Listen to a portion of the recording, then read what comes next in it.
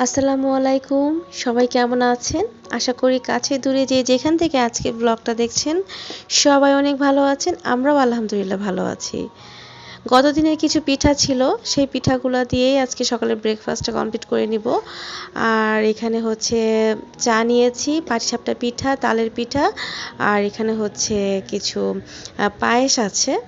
তো সকালবেলা ঘুম থেকে উঠে আসলে মানে এরকম একটা নাস্তা, তার উপর আবার বৃষ্টির একটা দিন, সত্যি মনোমুগ্ধকর আর খুব ভালো লাগছিল।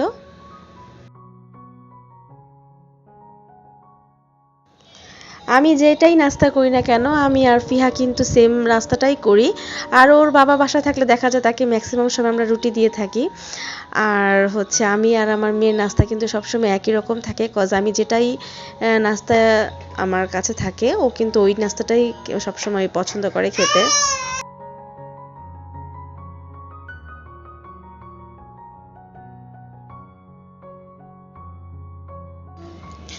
নাস্তা করা শেষ হওয়ার পরেই চলে এসেছি আমি কিছু কাপড় চোপড় ওয়াশ করতে ওয়াশিং মেশিনে। আমার অনেক আপুরাই জানতে চেয়েছিলেন অনেক আগে যে আমার ওয়াশিং মেশিনের প্রসেসটা একটু যেন আমি আপুদের সাথে শেয়ার করি।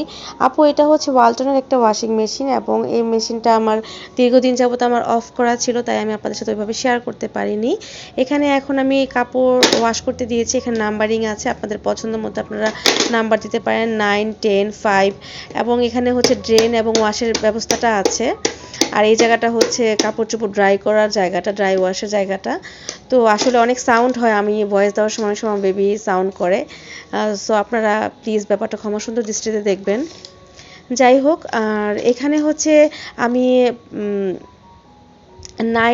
10 করে দিয়েছি।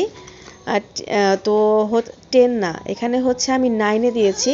তো হতে থাকবে 9 মিনিট, আস্তে আস্তে করে কমপ্লিট কাপড়টা ওয়াশ হতে হতে আমি আমার বাসার বাকি যত কাজগুলো আছে সেগুলো করে নিব।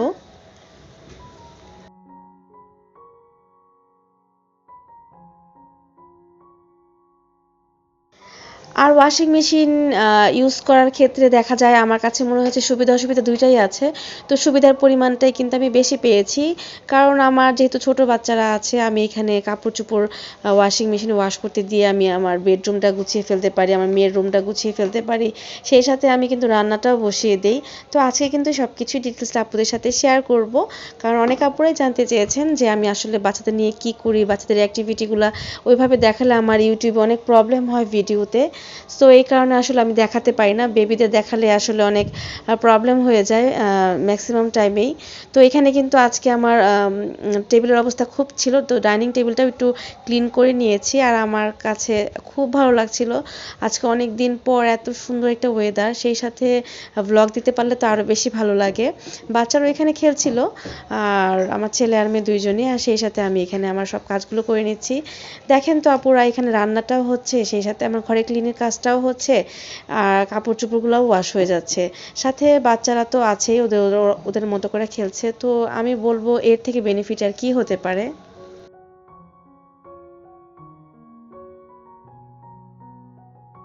আজকে আমাকে একজন একটা গল্প শোনালো, তা আপনাদের সাথেও গল্পটা শেয়ার করি। সেটা হচ্ছে কেউ একজন কোনো বিবাহিত মহিলাকে প্রশ্ন করেছিলেন, আপনি হাউসওয়াইফ না ওয়ার্কিং ম্যান? তো ভদ্রমহিলা খুব সুন্দর একটা প্রশ্ন উত্তর দিয়েছিলেন। তিনি বলেছিলেন, আমি একজন পারফেক্টলি ওয়ার্কিং লেডি। আমি সকালে অ্যালার্ম ক্লক, একজন কুক, একজন ওয়েটার, একজন সার্ভেন্ট, আমি একজন পার্ট টাইম টেইলার এবং আমি ধোপার কাজও করি। প্রয়োজনে আমাকে বাসন ধুতেও হয়, ঘর পরিষ্কার করতে হয়। এই তো আমার কিন্তু আরেকটু কথা বলে নেই, আমার কিন্তু কাপড় চোপড় সব ওয়াশ করা হয়ে গিয়েছে, এখন আমি ড্রাইতে দিয়ে দিচ্ছি। তো আমি এখন যে কাপড়গুলো দিচ্ছি জাস্ট আমার বাচ্চার কাপড়গুলো দিচ্ছি, আমার ছেলের কাপড়গুলো, ওর কাপড়গুলো দিয়ে জাস্ট ওয়াশ হয়ে গেলে আমি কিন্তু এখানে চিপে দিই, অনেকে হয়তো বা চিপে দেন না। তো ওয়াশ করার পরে আমি কাপড়টা চিপে দিই, যাতে পানিটা খুব তাড়াতাড়ি ঝরে যায়। আর আমি অনেক সময় এটা বেলকনিতেও নেড়ে দিই, এতে আমার কাছে ভালো লাগে। যদি আবহাওয়াটা খারাপ থাকে তখন আমি এভাবে নেড়ে দিলে শুকনো তাড়াতাড়ি বাতাসে শুকিয়ে যাবে। আর এই সাইডে কিন্তু আমার ড্রয়িং রুমের ক্লিনিংটাও হয়ে গিয়েছে, ড্রয়িং রুমের কার্পেটটা রেগুলার ঝাড়ু দিতে হয়, সেই সাথে ঘর পরিষ্কার করার আগে সবসময় ঝাড়ুটা দিয়ে দিলেই ভালো। আর এখানে আমি একটু পোলাও রান্না করছি আমার মেয়ের রিকোয়েস্টে, ও বলছিল যে আজকে পোলাও আর চিকেন খাবে, কজ আজকে ওয়েদারটা খুবই ভালো। সাথে 2-3 পিস আমি রোস্টও করেছিলাম। আচ্ছা, আমি কিন্তু আমার কথাটা শেষ করতে পারিনি। আমি কথাটা আবার একটু বলছি, বাকি কথাটা। তো ওই মহিলাটা বলেছিল যে, "আমি আমার বাচ্চাদের জন্য একজন গৃহ শিক্ষিকা, আর বাড়ির বয়স্কদের জন্য একজন নার্স, বাড়িতে আসা অতিথিদের জন্য একজন রিসিপশনিস্ট এবং সারাদিন বাড়িতে থাকা একজন সিকিউরিটি গার্ড। আর সেই সাথে আমি ঘরে সেজেগুজে থাকার একজন বউ, আমার স্বামীর জন্য আমি একজন মিত্রা, একজন প্রেমিকা, একজন স্ত্রী। বাচ্চাদের জন্য আমি যেন আলাদিনের চেরাগ। না আমার কোনো বেতন আছে, আমার কোনো প্রমোশনও আছে, না আমার কোনো ইনক্রিমেন্ট আছে, নেই কোনো বোনাস। তবুও প্রত্যেকে আমাকে জিজ্ঞাসা করে যে আমি হাউসওয়াইফ না একজন ওয়ার্কিং লেডি। আসলে আপনাদের মতে কি? আমার কাছে তো মনে হয় একজন চাকরিজীবী ওয়ার্কিং ওমেনের চাইতে একজন বাড়িতে থাকা হাউসওয়াইফ বা গৃহিণী যেটাই বলি না কেন, তার কাজ কিন্তু কম নয়। বাচ্চাদের দেখাশোনা থেকে শুরু করে বাড়ির সকল কাজ সকাল থেকে রাত পর্যন্ত আনলিমিটেডভাবে আমরা করে থাকি। যখন আমি জব করতাম তখন কিন্তু এই ব্যাপারটা আমার কাছে মোটেও মনে হতো না আসলে গৃহিণীদের এতগুলো কাজ করা লাগে। বিয়ের পরে যখন আমার বেবি হলো তখন মনে হয়েছে আসলেই মেয়েরা কিন্তু অনেক কাজ করে। আজকের ব্লগটা কেমন লেগেছে অবশ্যই জানাবেন। আজকে এ পর্যন্তই। আল্লাহ হাফিজ। আসসালামু আলাইকুম।